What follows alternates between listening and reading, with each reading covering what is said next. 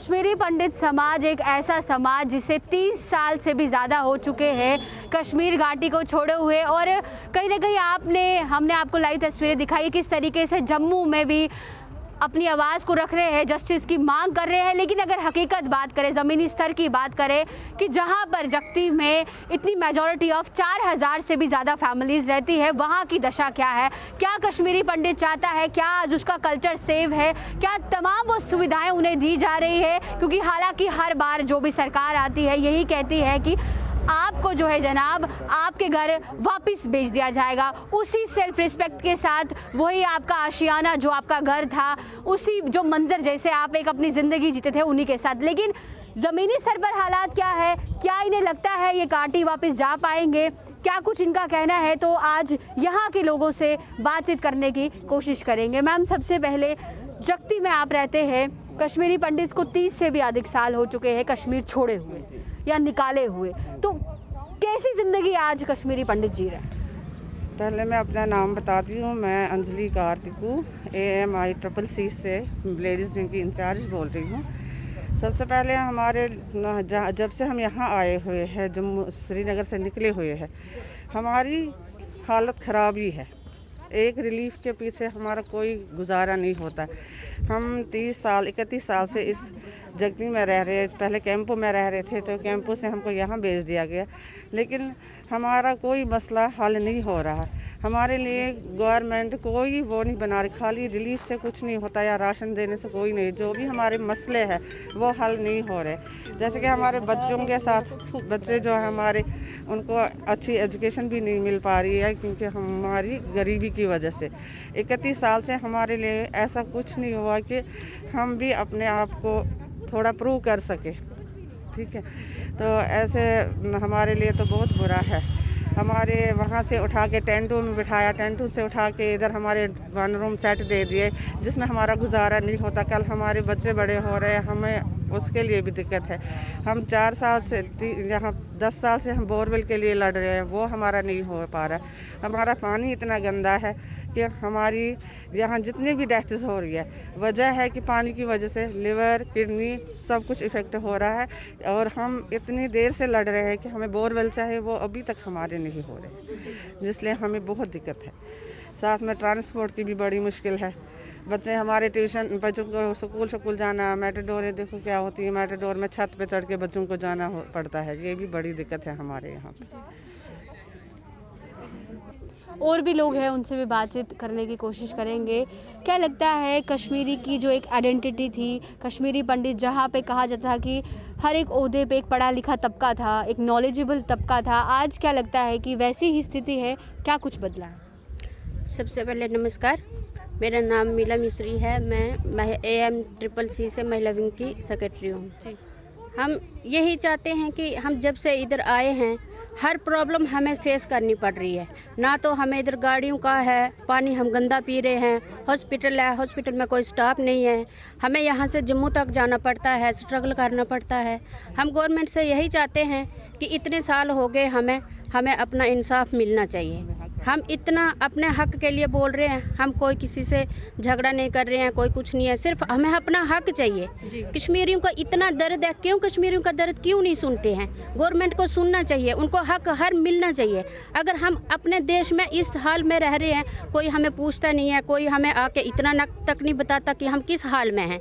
एक क्वार्टर में, एक रूम में हम इतनी फैमिली रह रहे हैं, कोई इतना तक नहीं पूछता कि कैसे रह रहे हैं। गवर्नमेंट को हमारा सुनना चाहिए, आके हमें देखना चाहिए, हमारा हक हमें मिलना चाहिए। क्योंकि इतनी बड़ी दर्द है कश्मीरी पंडितों का, कोई नहीं सुन रहा है, कोई आके नहीं देखता है, कोई नहीं सुनता है। आके उनको सुनना चाहिए, हमारा हक हमें मिलना चाहिए। कोशिश यही है कि क्या ज़मीनी स्तर की हालात है कश्मीरी पंडित से। कश्मीरी पंडित की बात करें, तमाम सरकारों ने यही कहा कि आपको वही डिग्निटी के साथ दोबारा से कश्मीर में विस्थापित किया जाएगा। लेकिन अगर देखें, आप तो वहीं पे है, क्वार्टर में ज़िंदगी जी रहे हैं। कैसा लगता है 1990 से लेकर आज तक सिर्फ सफ़र ही सफ़र करना? 1990 से लेकर आज तक, 1990 में 19 जनवरी आज के ही दिन हमको कश्मीर से निकाला गया था। इसी के दिन को वहाँ नहरें लगी थी। काफ़ी नारे लगे थे, कुछ कहने वाले हैं, कुछ तो हम नहीं कह सकते हैं, वो आपको मेरे से ज़्यादा जानकारी होगी। 30 साल से हम माइग्रेशन की ज़िंदगी गुजार रहे हैं। Government of India, government of J&K, हमने कांग्रेस शासित गवर्नमेंट भी देखी। मैं खुद डॉक्टर मनमोहन सिंह वज़ीर आज़म से मिला हूँ। हमने मोदी साहब से भी पिछले 10 साल में बराबर टाइम मांगा है, टाइम नहीं मिला है। हमने अमित शाह से टाइम मांगा है, मिलने के लिए टाइम नहीं मिला। हमने हमारे जो 2 LG आई हमारे, पहले भी LG था, आज भी मनोज सिन्हा साहब है। मनोज सिन्हा साहब को भी हमने इस महीने में, पिछले महीने में टाइम मांगा, टाइम नहीं मिलता है। आप देखो क्या अड़बना भाई है। हम विस्थापित लोग हैं, हमने कैंप देखे, हमने टेंट देखे, हमने 50 डिग्री टेम्परेचर देखा, जो हमने कभी ज़िंदगी में देखा नहीं था। हमने कोई भी कल्पना नहीं की, हमने कभी सोचा भी नहीं था इन चीज़ों के बारे में। और टेंटों में हमको रखा 10 साल में गवर्नमेंट ऑफ इंडिया ने जम्मू कश्मीर में। उस समय हमारे NC वाले भी गवर्नमेंट में थे, कांग्रेस वाले भी थे, PDP वाले भी थे। कितने लड़कियाँ, कितने बच्चे, कितने बुजुर्ग जो हमारे सामने हमारे टेंटों में सांपों ने काटा, 50 डिग्री टेम्परेचर में, heart failure, kidney trouble, mental tension, frustration. कोई मानवाधिकार नहीं आया, कोई क्वालिफाइड जो इंटेलेक्चुअल्स है वो नहीं आए, किसी ने हमारी सुन तक नहीं ली। और आज तक जो मसले तब थे, आज वही बराबर के बराबर है। कभी हाल नहीं हुई, किसी ने हमको देखा भी नहीं है, किसी ने इन चीज़ों को कभी समझा ही नहीं है। और दुख हमारे इस बात की है, जब हम टाइम मांगते हैं यार हमसे मिलो, हमारे मुसीबत है, लेकिन हमको टाइम तक नहीं देते। चालू करने की तो बात ही नहीं है, क्योंकि इन्होंने कश्मीरी 7 लाख लोगों को अंडर एस्टिमेट करके रखा है फॉर एवर। कभी हमको वैल्यू नहीं दिया है, कभी हमको इन्होंने इंपॉर्टेंस दी नहीं है। बार बार है कभी बोलते थे हम कश्मीरी पंडितों से बात करेंगे, इनके पास तो काफ़ी लीडर हैं, लीडर एक हो तो हम बात करेंगे। आज मैं जानना चाहता हूँ भारत सरकार के, आज किसानों के पास कितने लीडर हैं जो बॉर्डरों पर खड़े हैं, जो पंजाब में खड़े हैं? क्या सुखबीर सिंह बादल लीडर है? क्या उसकी बीवी लीडर है? क्या प्रकाश सिंह बादल लीडर है? चाहे सिख तंजीमों के लीडर है, चाहे किसानों के अलग अलग लीडर है, क्या हरियाणा के लीडर है? वहाँ किससे ये बात करेंगे? हमारे पास तो कोई लीडर नहीं था। हमसे बात करना आसान था, या हम बोलते थे हमें सर्वाइवल दे दो। सरदार क्या बोलते हैं, आज क्या क्या नारे वहाँ लगते हैं? क्या हमारे चैनल पर कोई बात करने के लिए तैयार है इन चीज़ों से? और कश्मीरी पंडित वो एक कौम है। कश्मीरी पंडित की हम जब बात करते हैं, उसमें कश्मीरी मुसलमान भी आए थे जो वहाँ से हमारे साथ भाग के आए, जो जम्मू के लोग पंजाबी थे जो हमसे भाग के आए, जो सिख भाई हमारे साथ थे जो हमसे भाग के आ गई, जो जम्मू और पंजाब बिहार के लोग वहाँ रहते थे जो हमसे भाग के आए। हम इन सबों को मिला के कश्मीरी पंडित ही टाइटल लगाते हैं जी। नहीं तो ये इसमें माइग्रेंट सभी लोग हैं इसमें जी। हम कहना चाहते हैं कि बात तो हमसे होनी चाहिए। नेशनल चैनल पर तो हमको बुलाना चाहिए था, ये बुला दिए हमारे जो बॉलीवुड का एक्टर है अनुपम।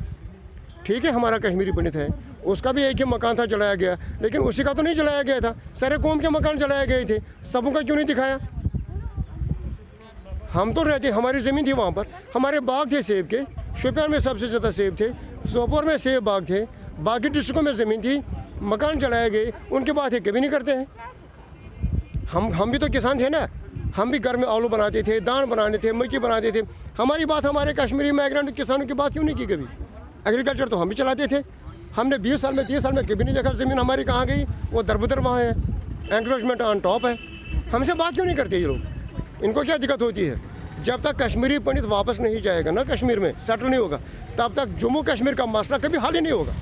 मैं फॉर ग्रांटेड बोलता हूँ, ये पैराशूट से कितने भी लीडर लाएंगे दिल्ली वाले, जब तक हम नहीं मानेंगे ये बात नहीं बनने वाली है। क्योंकि गाँव वाले हमें, कैंप वाले हमें, जो ये पैराशूट से आते हैं ना, वो व्हाट्सएप से लेके फेसबुक तक ही रहते हैं, वो ग्राउंड लेवल में ये ज़मीन पर नहीं है।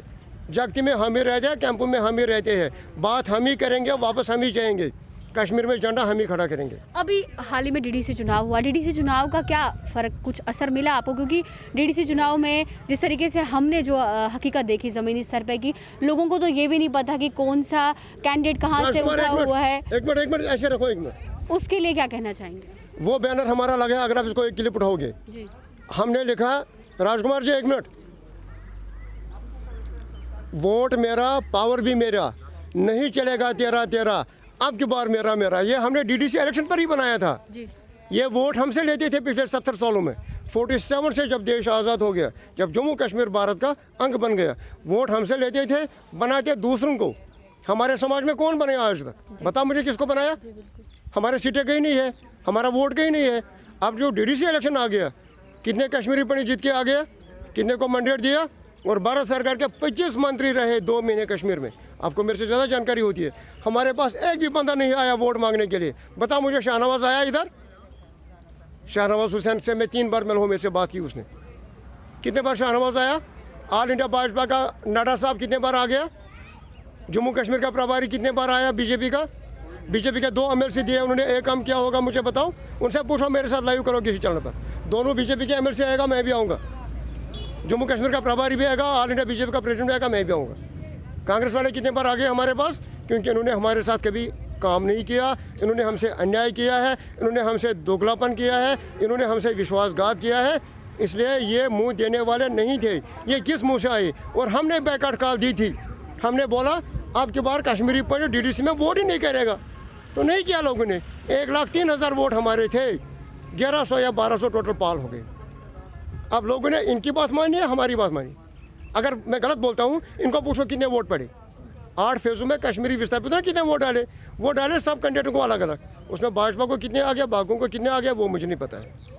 और हमने बैकआउट कॉल किया क्योंकि हमने 70 साल में वोट दिया, लेकिन 70 साल में हमारा कोई काम नहीं हुआ। एक काम हुआ, हम दरबदर हो गए, हमारा घर गया, हमारी ज़मीन गई, हमारी नौकरी गई, हमारा प्रॉपर्टी गई, हमारा कल्चर गया, हमारा बाप दादे का जायदाद गया, हमारा होमलैंड गया, हमारा पानी गया, हमारा ज़मीन गया, हमारा हवा गया, या हमको भारत सरकार ने दिया।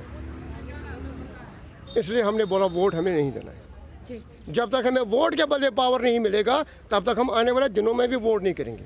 करना है जिनको बनाने दो। कौन बना कश्मीरी विस्थापितों का, किसको पावर दिया इन्होंने? कैंपस से किसको पावर दिया? हिंदुस्तान की कोई भी सरकार हो। शिवराज पाटिल से भी मिला हूँ, मैं भारत का होम मिनिस्टर था, मैं खुद उसके मिला हूँ 2 बार 3 बार। मैं राजनाथ सिंह होम मिनिस्टर थे, मैं 2 बार मिला उसको घर में, एक बार जम्मू सर्किट हाउस में, मेरे से 2-2 घंटे बात हुई, हमारी पूरी टीम थी। हमने इनको सारे बातें ये बोली जो ऑल इंडिया हमारे देश का होम सेक्रेटरी राजू महेश्वरी, मैं इसको मिला हूँ नॉर्थ ब्लॉक में 2016 में, 1 घंटे की बात चली। फिर बातें करने के बाद कौन सा समाधान निकाला, कब इन्होंने फिर हमें बुलाया, ये हमें अंडर एस्टिमेट करते हैं। हम समझते हैं कि हमसे बड़ा सफर कोई नहीं है हिंदुस्तान में। अगर समस्या है तो कश्मीरी विस्थापितों की है। अगर इनको कश्मीरी विस्थापित माइग्रेंटों का चेहरा देखना है, उसमें हमने नारा लगाया है, Kashmiri Panthers are the worst sufferers of the cross-border terrorism and militancy, and campus are the real face of such migration. बिल्कुल।